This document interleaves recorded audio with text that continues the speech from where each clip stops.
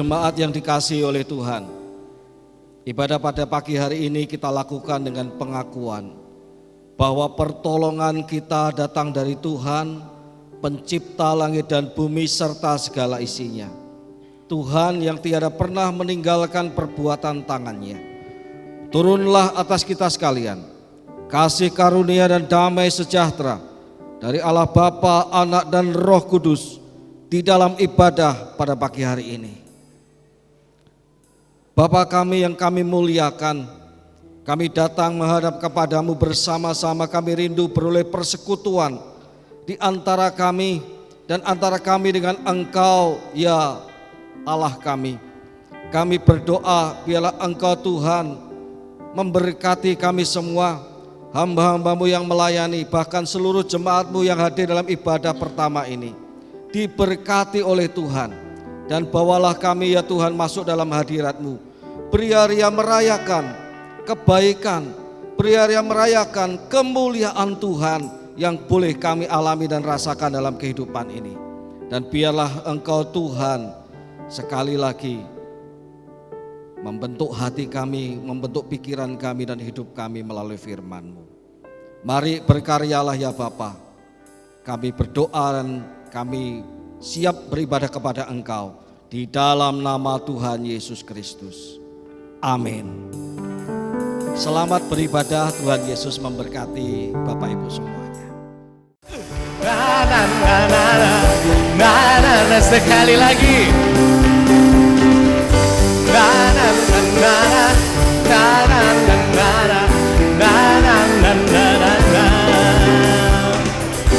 Haleluya, ku memuji-Mu Tuhan, karena kasih-Mu tak berkesudahan. Biar bernafas memuji Sang Raja di atas gunung dan di dalam samudra.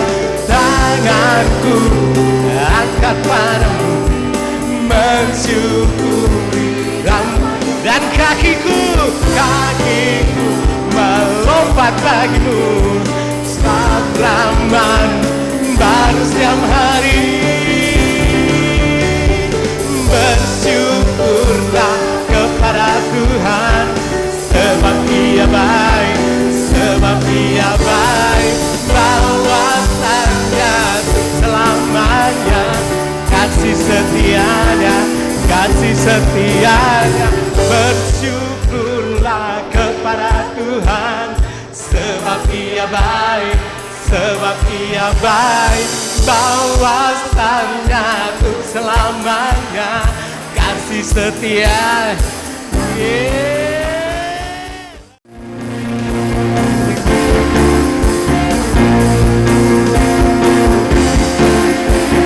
Sama-sama kita katakan, bangkit dan serukan nama Yesus. Bangkit, serukan nama Yesus. Maju, nyatakan kuasanya. Kita buat iblis gemetar.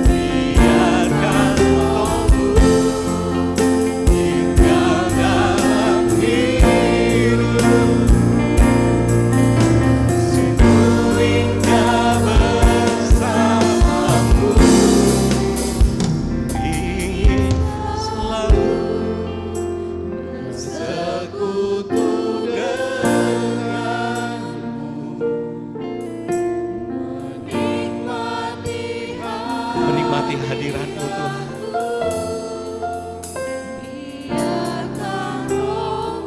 Roh Kudus datang dan jalan.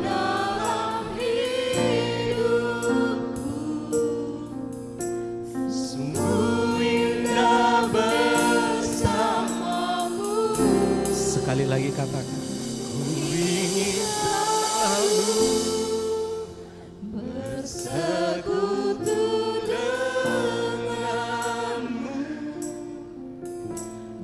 menikmati hadirat-Mu,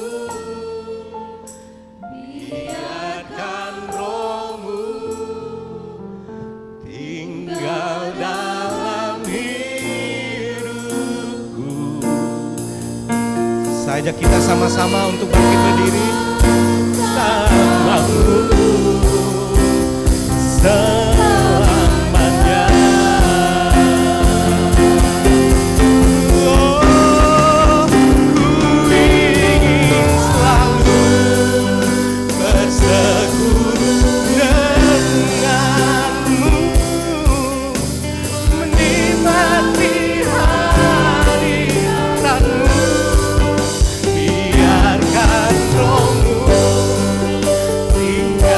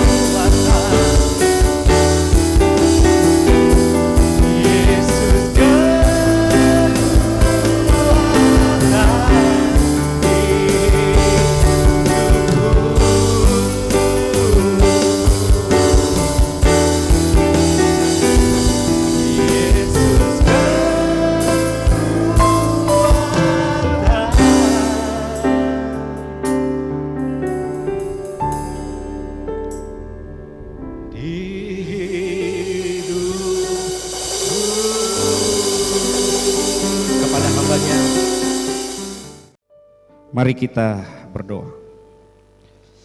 Segala hormat, segala pujian hanya bagi nama-Mu Yesus. Yesus yang memberikan hidup bagi kami. Bukan hanya memberikan hidup bagi kami, tetapi memberikan kekuatan bagi kami, agar kami dapat menjalani hidup yang penuh dengan kesulitan, hidup yang penuh dengan tantangan, hidup yang penuh dengan mara bahaya. Tapi kami bersama dengan Engkau Tuhan, kami tidak takut, karena Engkau memberikan kekuatan bagi kami. Terima kasih Tuhan, pujian yang begitu indah bagi kami. Kami percaya bahwa Engkau pun suka akan pujian ini. Dan saatnya Tuhan kami mau mendengarkan firman-Mu. Biarlah melalui kebenaran firman-Mu Tuhan, memberikan kami kekuatan. Yang kami datang dengan lemah, lesu, letih, beban berat, kami pulang dengan sorak-sorai, karena kami telah dikuatkan oleh firman. Terima kasih Tuhan. Berfirmanlah, karena kami telah siap mendengar. Haleluya. Amin. Silakan duduk Bapak Ibu. Yang pertama-tama saya bersyukur kepada Tuhan karena Dia boleh memberikan kesempatan bagi saya untuk melayani Tuhan di tempat ini, berjumpa dengan jemaat semua. Saya yakin bahwa ini bukan sebuah kebetulan. Amin. Tapi ini semua dalam ketetapan Tuhan. Semua dalam rencana Tuhan. Dan terima kasih untuk majelis Bapak Gembala bersama dengan rohaniwan, majelis dan jemaat yang memberikan kesempatan untuk saya boleh membagikan berkat firman Tuhan di minggu pagi hari ini. Saya akan memperkenalkan diri, nama saya Sefnat Ruku, saya seorang gembala. Kami melayani di GIA Jemaat Ajang, Kalimantan Tengah, Kabupaten Sukamara, Kecamatan Permata Kecubung. Nama kabupaten kami ini luar biasa, suka marah, tetapi kami tidak marah-marah. Ya, namanya saja. Itu kalau orang Kalimantan Tengah itu bilang ada artinya. Tapi kalau kedengaran di seluruh dunia, secara khusus Indonesia, kami sudah dicap negatif, suka marah. Tapi kalau Bapak Ibu ke sana kami tidak marah. Ya, saya sudah berkeluarga, istri saya 3 anak kami. Jadi ada istri saya dan ada 3 anak kami. Anak saya laki-laki semua. Ya, jadi targetnya belum mencapai. Target saya 5 minimal. Ya, jadi artinya masih ada perjuangan lagi. Saya bilang istri saya, siap untuk kita nambah? Dia bilang kalau papa siap, saya siap gitu. Jadi Bapak Ibu, nanti Natal saya akan bawa semua keluarga saya ke sini. Ya, kami baru 5 tahun di Kalimantan Tengah. Gereja ini dulu adalah TPI dari cabang Raja Wali, GIA Raja Wali yang ada di Kemayoran. Tapi kemudian tahun yang lalu, tepatnya bulan September tanggal 29, dari MD8 dan Gereja Pusat GIA Raja Wali bersama dengan Sinode, katanya kami sudah layak untuk jadi dewasa, jadi kami didewasakan. Setelah dewasa ternyata banyak juga tantangannya. Kalau masih TPI kan sedikit-sedikit kita memandang yang pusat kan. Tapi kalau sudah dewasa harus berjuang sendiri bersama dengan Tuhan. Tapi saya percaya bahwa gereja Tuhan berjalan bukan karena kekuatan manusia, tetapi karena kekuatan dari Allah. Gereja ini ada sampai hari ini karena kekuatan dari Allah. Dan saya percaya bahwa gereja ini makin hari makin dipelihara oleh Tuhan. Nah, itu sedikit singkat perkenalan saya. Saya ke sini bawa beberapa jemaat. Tujuan kami ke Pontianak ini dalam rangka pelayanan juga sebetulnya. Pelayanan penginjilan dan pelayanan konseling. Dan saya harus izin dulu sama yang punya wilayah. Saya izin ke MD8 pengurus, kemudian saya izin ke gereja di tempat ini. Saya WA Pak Lukas dengan satu informasi bahwa hari Minggu ini saya akan ibadah di sini. Tetapi hari Jumat kemarin, 2 hari yang lalu, Pak Gembala telepon saya untuk membagikan firman Tuhan hari ini. Dalam tempo yang singkat-singkatnya saya harus menyesuaikan diri dengan tema yang ada. Tapi mari kita melihat firman Tuhan ini bersama-sama. Saya percaya bahwa Roh Kudus akan menguatkan kita. Mari kita lihat firman Tuhan hari ini. Temanya adalah memelihara dan merayakan keharmonisan keluarga. Mari bersama kita baca firman Tuhan yang terambil dari Roma pasal 12 ayat yang ke-15 hingga ayat yang ke-18. Roma pasal yang ke-12 ayat yang ke-15 hingga ayat yang ke-18. Saya rindu kita membacanya secara berganti-gantian. Saya akan membacakan ayat yang ke-15, Bapak Ibu ayat yang ke-16, dan ayat yang ke-18 kita membacanya secara bersama-sama. Di ayat yang ke-15, bersukacitalah dengan orang yang bersukacita, dan menangislah dengan orang yang menangis.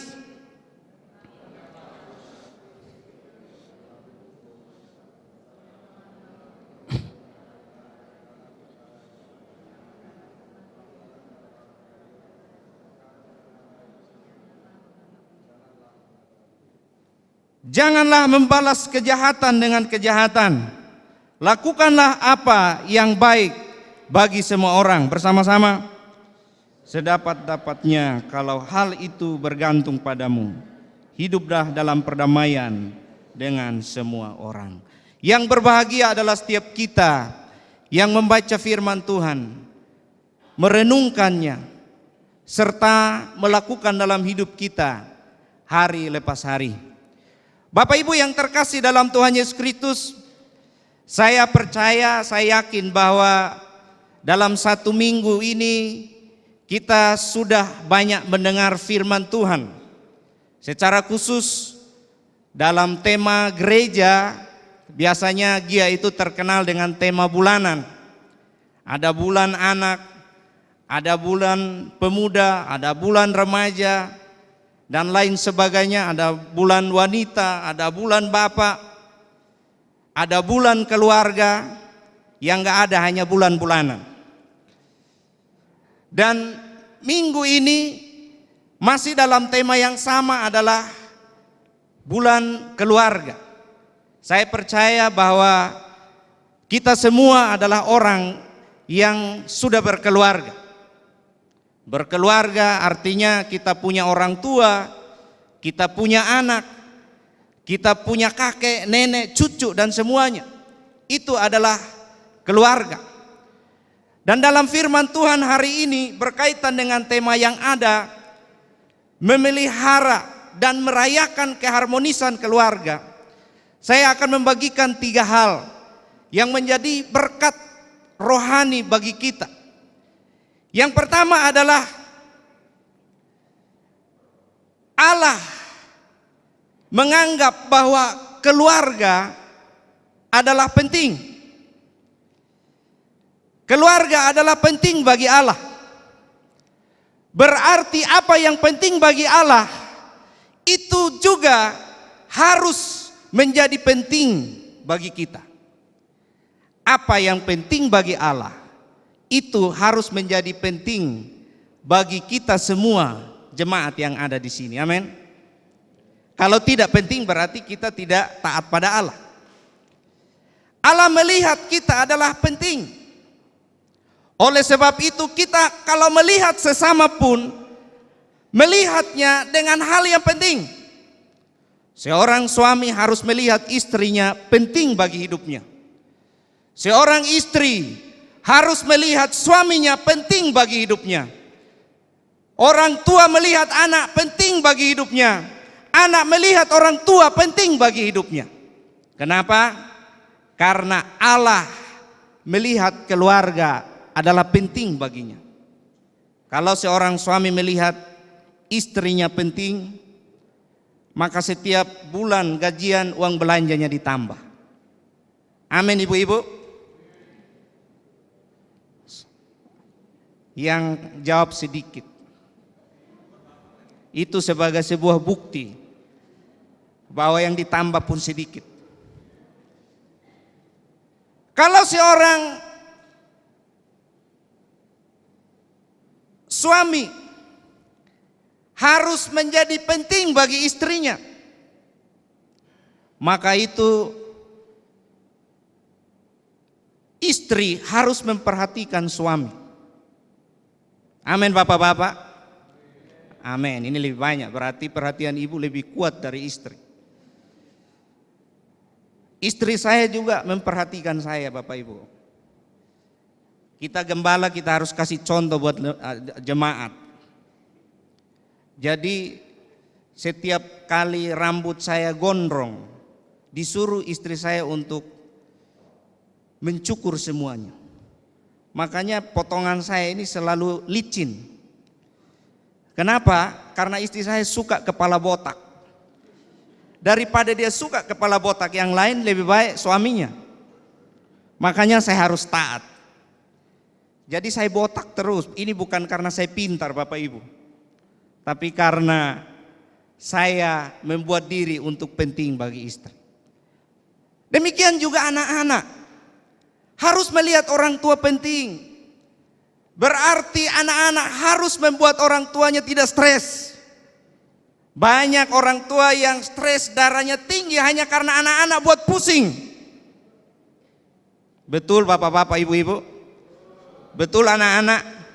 Tidak ada jawabannya. Jadi anak harus membuat orang tua penting, tapi orang tua pun harus membuat anak-anak penting. Uang jajannya harus ditambah.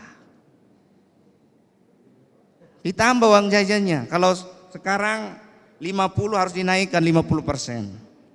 Bila perlu 100%. Ya kalau itu memungkinkan. Tapi harus lihat dulu apa kebutuhan. Nah Bapak Ibu yang terkasih dalam Tuhan Yesus Kristus, dalam kehidupan jemaat pun kita harus melihat jemaat yang lain itu penting bagi hidup kita.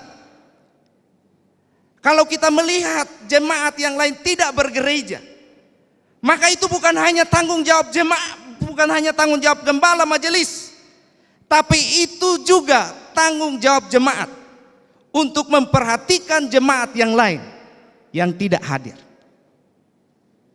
Ada kepedulian antara sesama jemaat. Kalau semua itu ditanggungkan kepada hamba-hamba Tuhan, kepada majelis, saya yakin bahwa seharusnya umur hamba Tuhan yang 70 tahun tapi 50 tahun sudah meninggalkan dunia. Kenapa? Karena tidak sanggup melakukan semua itu. Karena tidak dibantu oleh jemaat yang seharusnya adalah tanggung jawab bersama dalam memperhatikan jemaat yang lain. Tapi saya yakin bahwa tempat ini tidak seperti itu ya. Tempat ini saling memperhatikan jemaat satu dengan yang lain. Amin. Karena baru pertama kali saya beribadah di sini. Mungkin Pak Gembala sudah tahu, Pak Lukas sudah tahu, Pak Teddy sudah tahu, majelis sudah tahu. Dan yang lebih tahu Tuhan dan kita. Tapi kalau itu belum, mari kita lakukan bersama-sama. Bapak Ibu yang terkasih, lalu mengapa Allah melihat bahwa keluarga itu penting. Apa buktinya? Buktinya adalah Allah menciptakan segala sesuatu yang ada di bumi ini. Lembaga pertama kali yang didirikan adalah apa? Apakah lembaga negara? Lembaga legislatif, eksekutif? Tidak. Tapi lembaga pertama kali yang didirikan di dunia adalah keluarga. Dia mendirikan lembaga keluarga. Dia menciptakan Adam dan Hawa menjadi lembaga secara jasmani. Dan di dalam perjanjian baru, Allah mendirikan lembaga secara rohani. Melalui keluarga juga. Melalui siapa? Melalui keluarga Yusuf, Maria. Melalui keluarga ini, Yesus yang rohani itu lahir ke dunia. Jadi genaplah apa yang dinubuatkan, bahwa ada keluarga secara jasmani manusia lama, tetapi ada juga keluarga secara rohani. Itulah yang disebut dengan manusia baru. Bapak Ibu yang terkasih dalam Tuhan Yesus Kristus, inilah keluarga. Lalu dalam tema hari ini berkata bahwa harus memelihara dan merayakannya. Pertanyaannya, apa yang perlu dipelihara? Apa yang perlu dirayakan?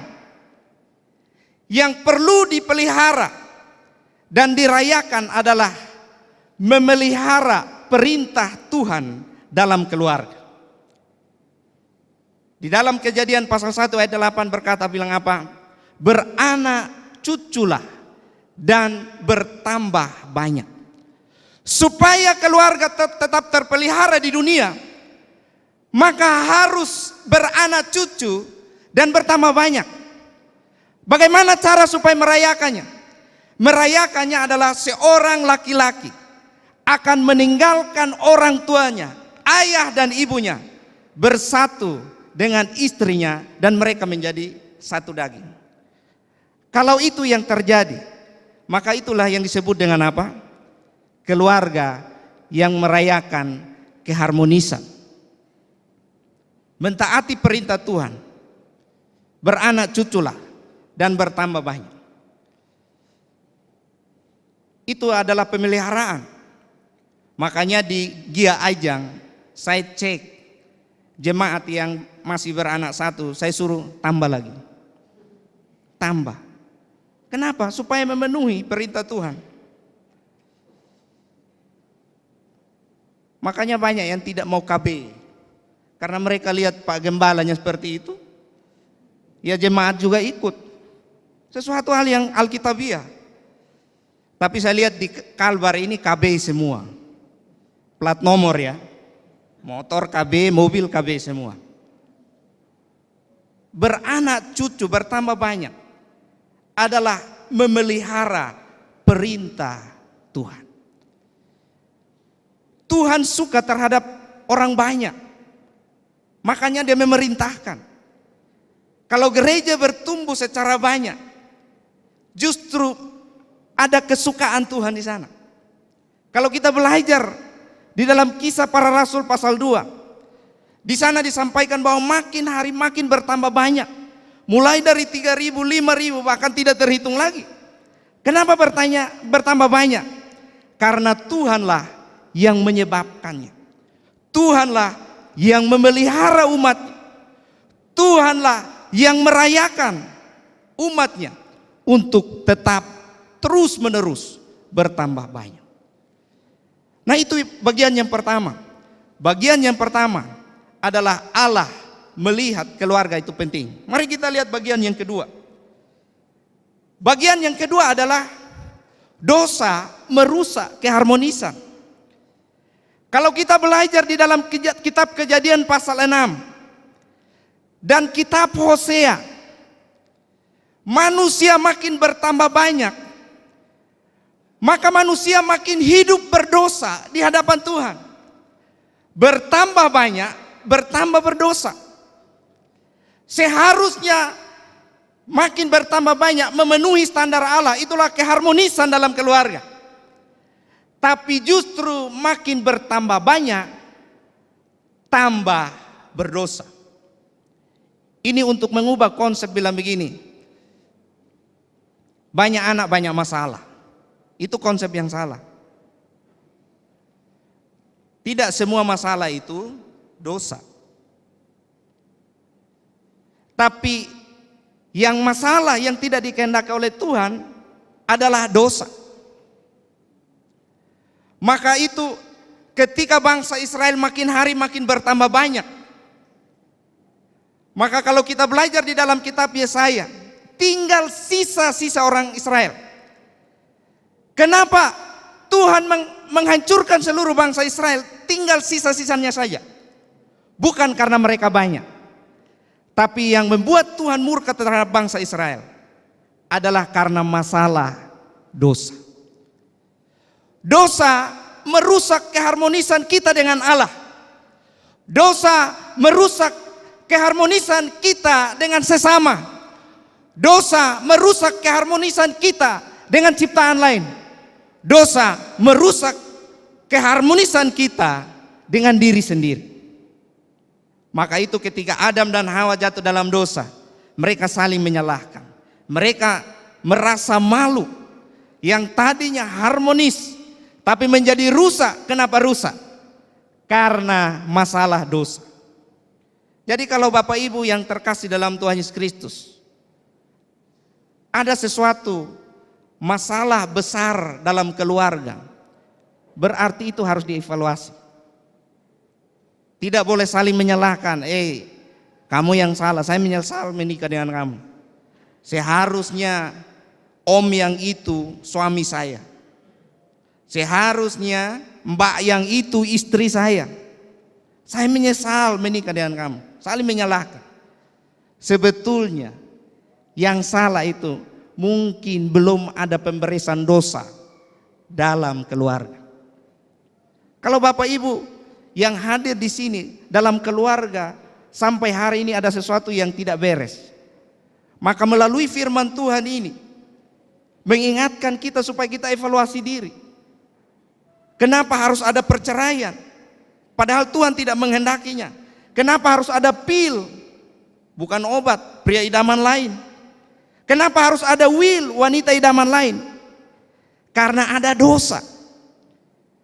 Sehingga kita tidak akan puas dengan pasangan kita. Dosa membuat kita tidak akan puas. Kenapa?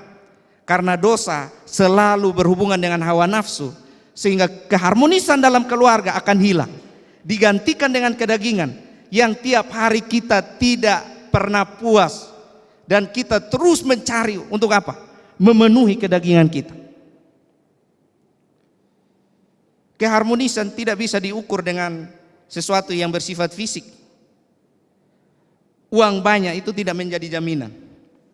Harta melimpah itu tidak menjadi jaminan untuk harmonis. Jabatan yang tinggi tidak menjadi jaminan untuk harmonis. Yang menjadi jaminan adalah harus ada pemberesan dosa. Kenapa pejabat tidak puas dengan harta yang sudah didapatkan? Ketika jadi pejabat masuk penjara karena tidak puas. Kenapa istri tidak puas terhadap suami? Karena dosa. Kenapa suami tidak puas terhadap istri? Padahal masih ganteng, masih cantik. Karena dosa. Tetapi kalau dosa tidak ada dalam keluarga, sekalipun giginya sudah tidak ada, saya tetap cinta sama kamu. Sekalipun rambut sudah berubah menjadi putih, sekalipun sekarang sudah ada pewarna, tapi saya tetap cinta dengan kamu. Kenapa? Karena keharmonisan dibangun tanpa dosa. Bapak Ibu yang terkasih dalam Tuhan Yesus Kristus, mari kita melihat bagian yang terakhir. Hari ini ada nasihat Rasul Paulus terhadap sesama. Sesama di sini termasuk juga keluarga. Apa nasihatnya? Kalau kita lihat dalam firman Tuhan ini berkata, bersukacitalah dengan orang yang bersukacita. Nasihat Rasul Paulus. Menangislah dengan orang yang menangis. Bagaimana hal ini bisa terjadi? Ada masalah dalam rumah tangga, apakah Bapak Ibu bisa bersukacita?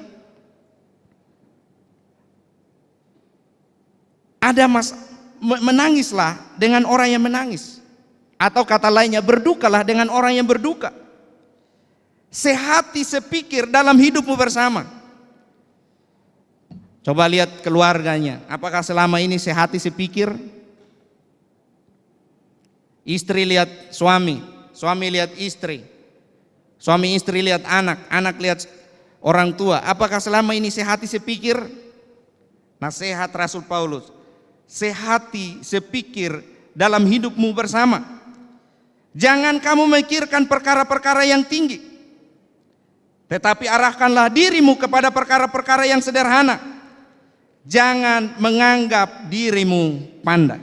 Kata lainnya, jangan sombong. Bapak kesombongan adalah iblis. Jadi kalau kita sombong artinya bapak kita bukan alat Tritunggal lagi, tapi bapak kita adalah iblis. Belajar dari ilmu padi ya. Semakin berisi, semakin tunduk.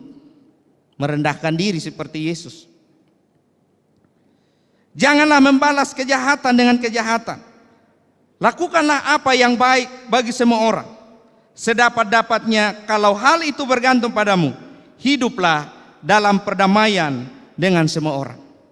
Pertanyaannya adalah, bagaimana supaya kita bisa melakukan ini?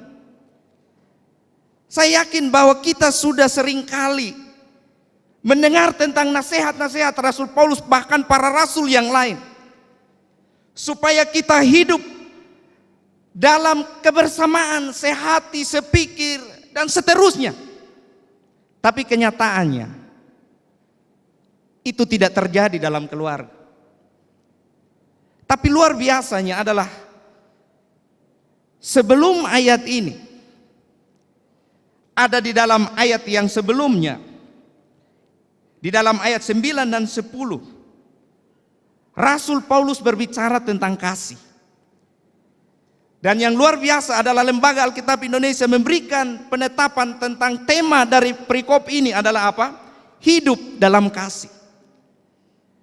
Ternyata dasar untuk kita bisa bergembira, kita bisa bersukacita dalam keluarga, sekalipun ada masalah, kita bisa saling menghormati satu dengan yang lain, saling menghargai satu dengan yang lain dalam keluarga, saling peduli satu dengan yang lain dalam keluarga.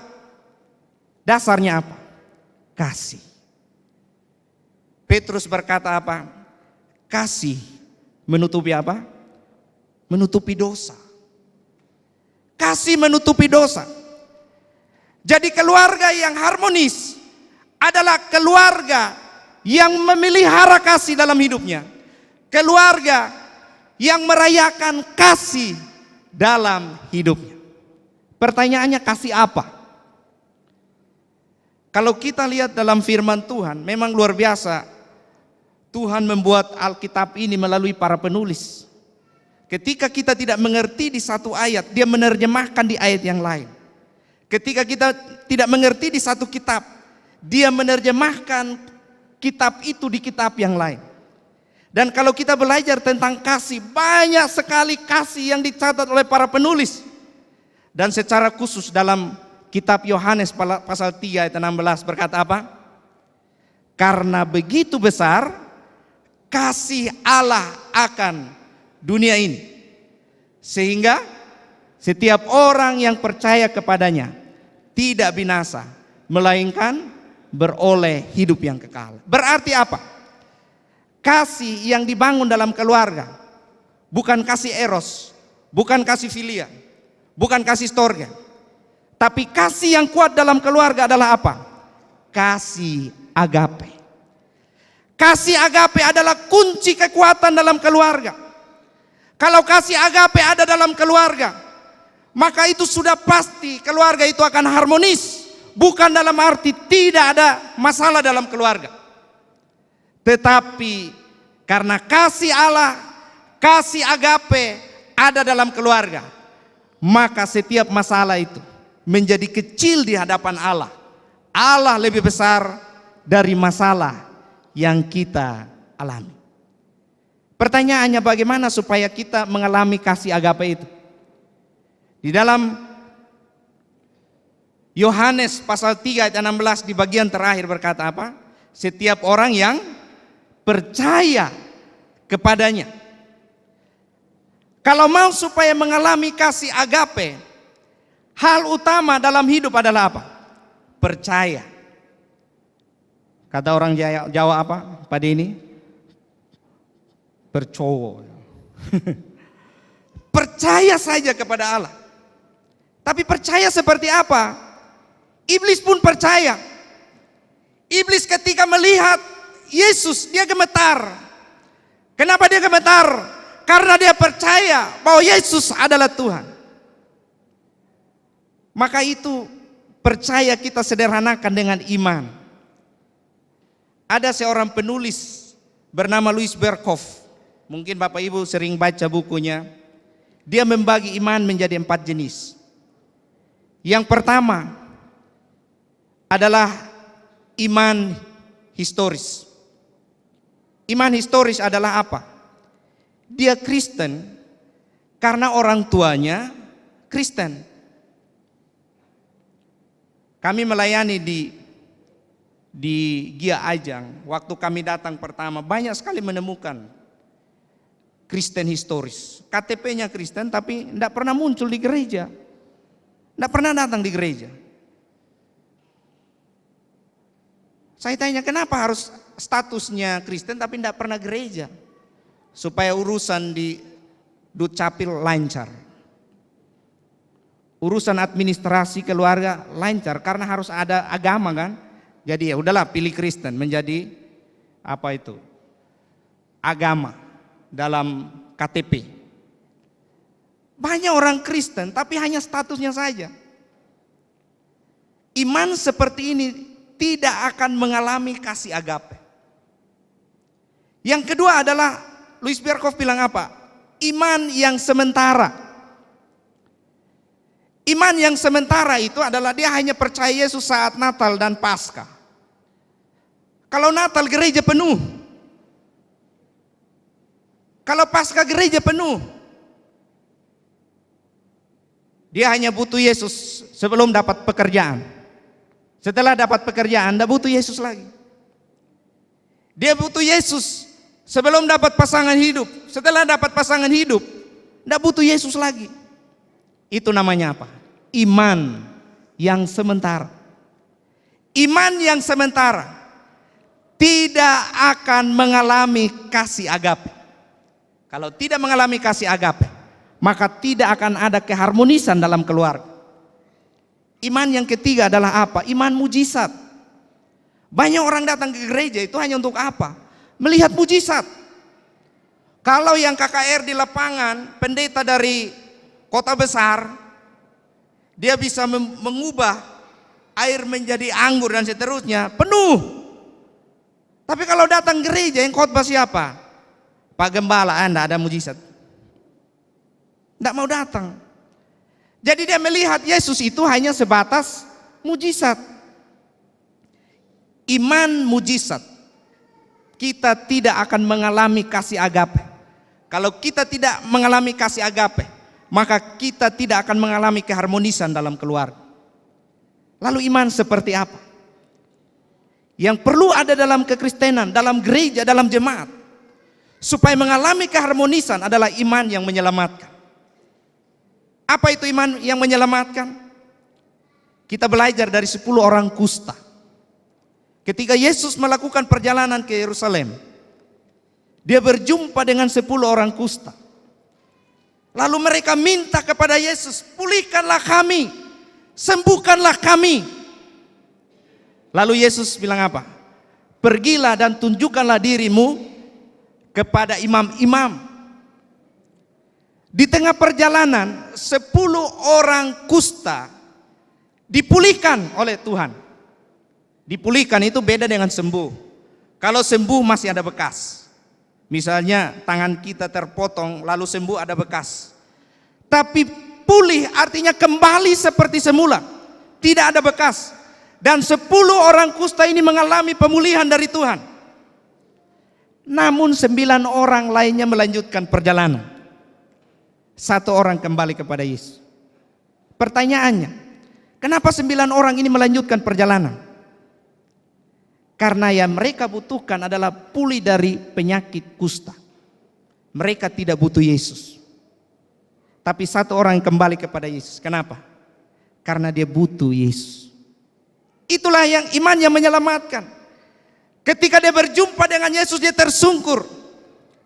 Yesus berkata kepada dia, imanmu telah menyelamatkan engkau.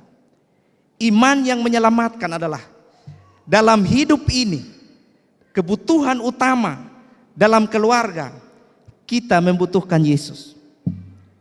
Orang yang membutuhkan Yesus lebih dari istrinya, otomatis dia akan harmonis dengan istri.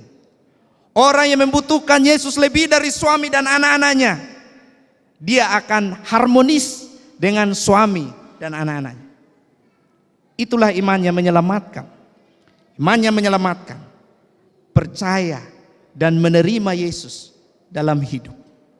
Kita tidak minta yang lain. Saya hanya minta, Tuhan, hari ini saya mau Engkau masuk dalam hidup saya. Jadilah Tuhan dan Juru Selamat pribadi saya. Saya tidak minta berkat yang lain. Saya tidak minta pekerjaan saya berhasil. Saya tidak minta anak-anak saya sukses. Tapi saya minta Engkau, Tuhan, masuk dalam hidup saya. Itulah iman yang menyelamatkan. Dan ketika iman yang menyelamatkan ada dalam hidup kita, maka kita akan merayakan keharmonisan dalam keluarga. Itu bonus. Merayakan keharmonisan dalam keluarga. Keluarga dipulihkan oleh Tuhan. Pekerjaan dipulihkan oleh Tuhan. Usaha dipulihkan oleh Tuhan. Kenapa? Karena kita punya dasar yang kuat. Dasar yang kuat adalah kita membutuhkan sumber berkat itu. Itulah Yesus yang menjadi dasar kekuatan dalam keluarga kita. Amin Bapak Ibu. Kiranya firman Tuhan ini menjadi berkat bagi kita semua.